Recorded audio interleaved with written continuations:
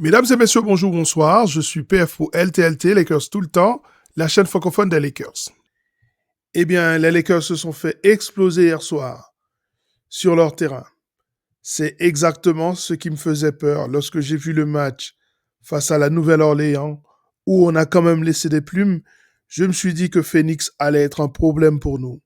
Mais je ne m'attendais pas à avoir une telle déculottée, à avoir un tel massacre.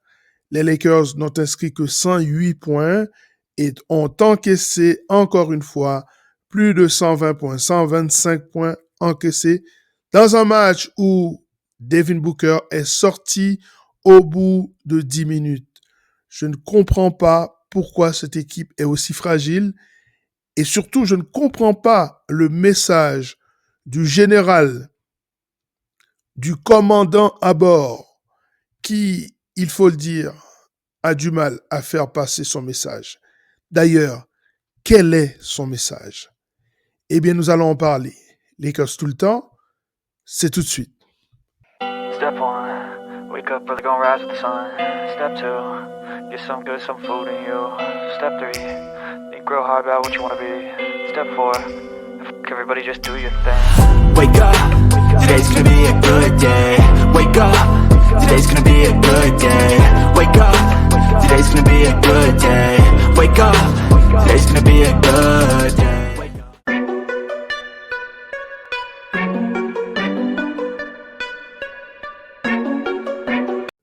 Les amis, on va pas faire la fine bouche. Si on nous avait dit en début de saison que les Los Angeles Lakers seraient à ce niveau-là du classement de la NBA dans une conférence ouest de plus en plus compliquée, eh bien, j'aurais signé des deux mains. Donc, on va pas se plaindre, on va pas être négatif. Cependant, que cela ne nous empêche pas de tirer la sonnette d'alarme sur un point précis. L'inaudibilité du message de J.J. Redick. Je m'explique.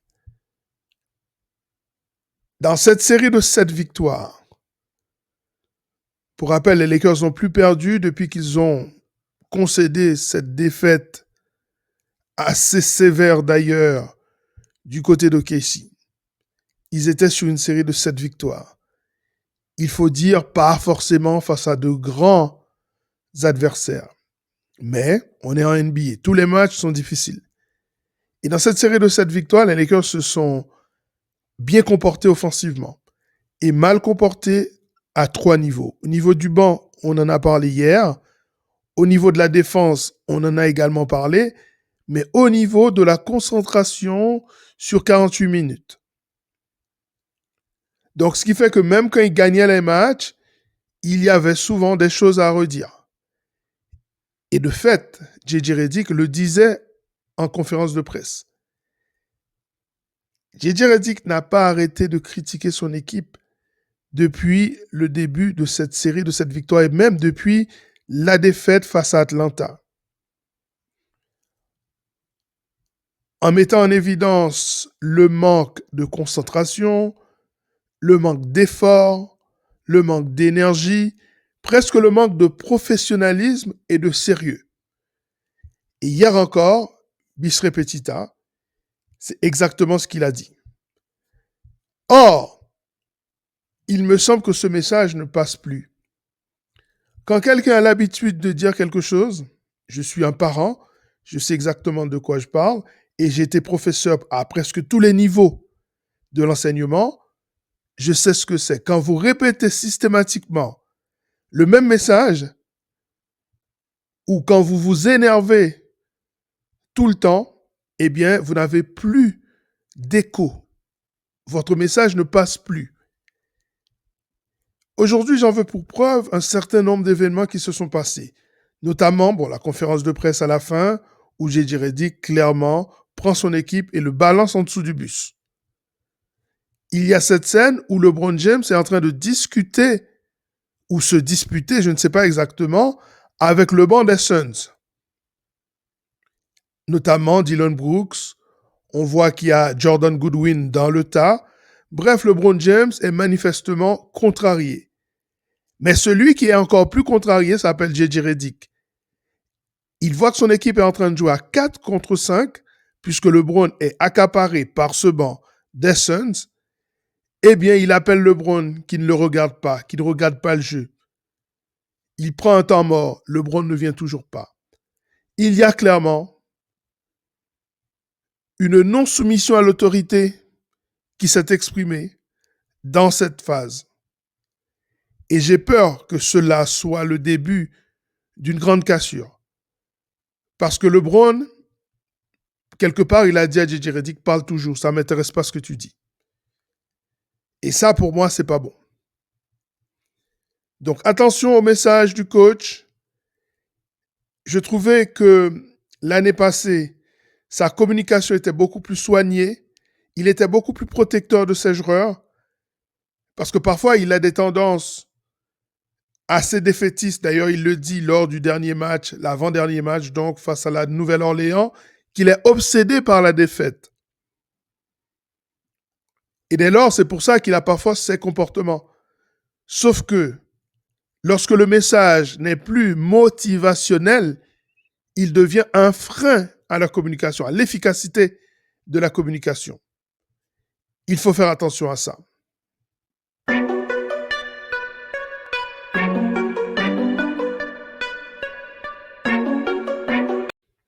Eh bien, le scénario du match est un scénario classique, le scénario d'une équipe qui a joué la veille. Ils sont dans le match au début, et puis petit à petit, ils commencent à laisser du terrain.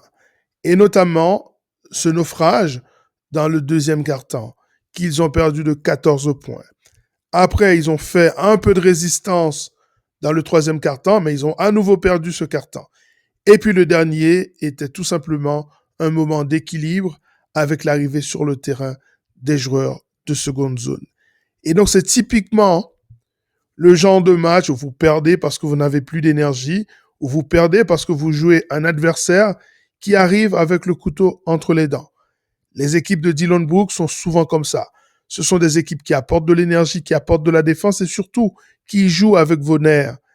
Et il faut être prêt à gagner cette bataille psychologique. Et force est de constater que hier, les Lakers sont sortis complètement de leur match et Dillon Brooks a triomphé.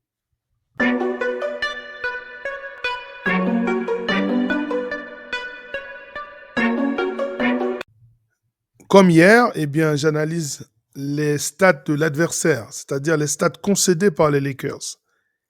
Et notamment, ces 57% concédés au tir, ça ne pardonne pas. Une équipe des Suns qui a été particulièrement efficace. Et à 3 points également, avec près de 44% de réussite.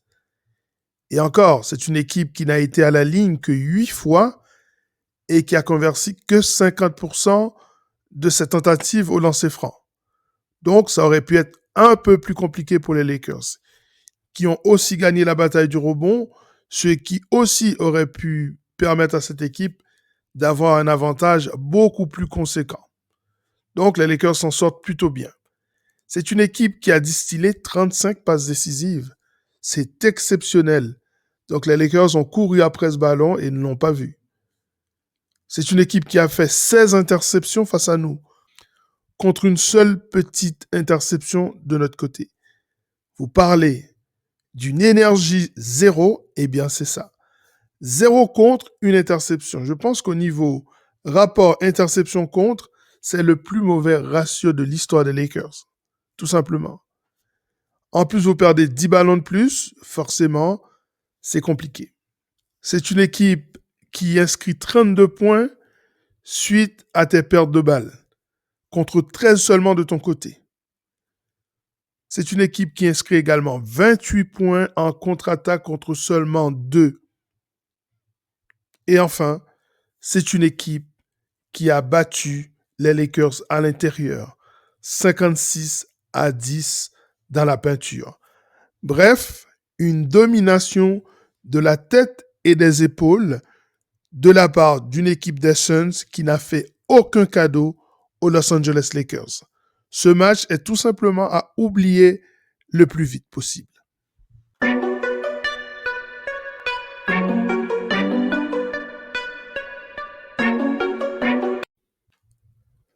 Faisons le point sur le classement pour se rendre compte qu'il n'y a pas mort d'homme, les gars.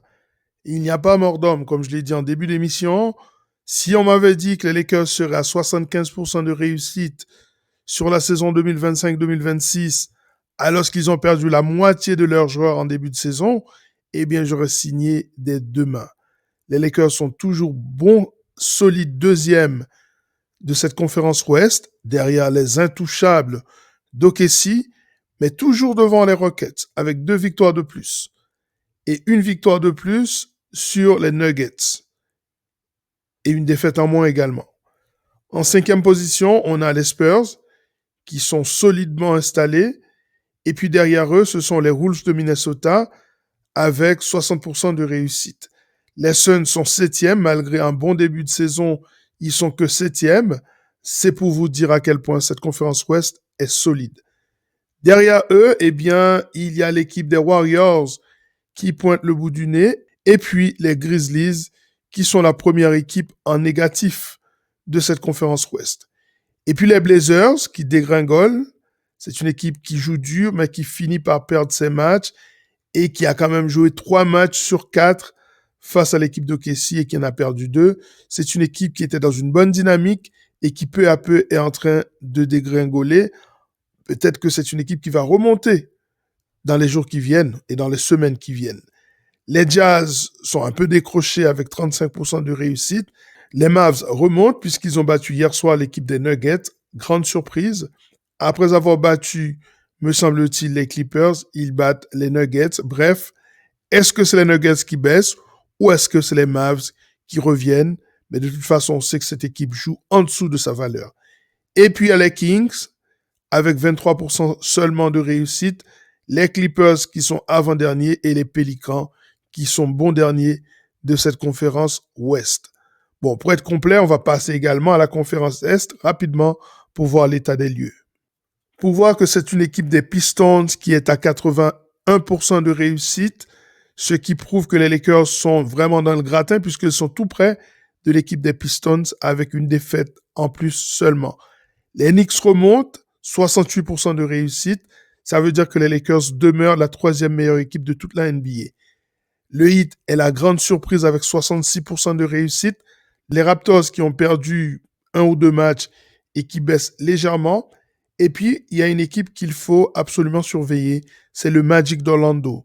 Le retour de Jalen Suggs, malgré l'absence de Banchero, permet à cette équipe de revenir dans le gratin.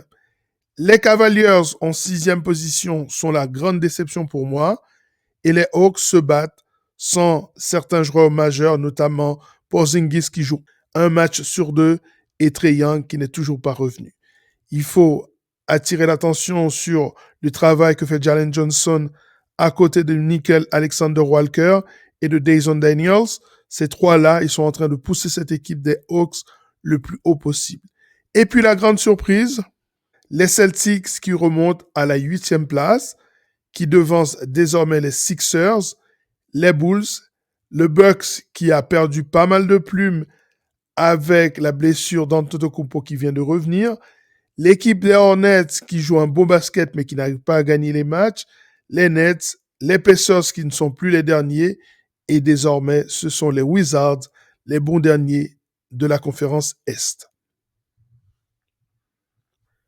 Au niveau des meilleurs marqueurs, eh bien c'est Luka Doncic, toujours le meilleur marqueur de la NBA avec 35,3 points inscrits par match, devant Shai Gilgeous-Alexander avec 32,5, Tyrese Maxey avec 32,3, Donovan Mitchell avec 30,6 et enfin Giannis Antetokounmpo également avec 30,6 points inscrits par match.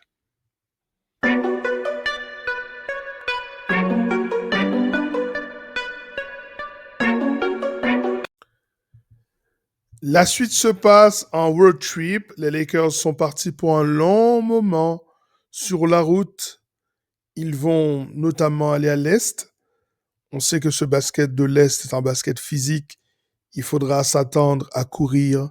Il y aura beaucoup d'advance ball, beaucoup de early offense, beaucoup de défense en transition qui sera requise pour essayer de ne pas prendre beaucoup de points face à ces équipes. Les Lakers ont tendance à s'endormir sur la transition. Eh bien, il va falloir se discipliner.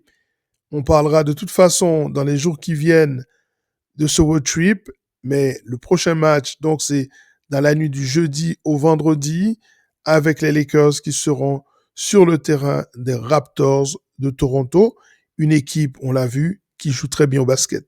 C'est une équipe physique, c'est une équipe avec beaucoup de pistoleros, il va falloir être très discipliné. Sinon, la mauvaise série risque de commencer pour nous.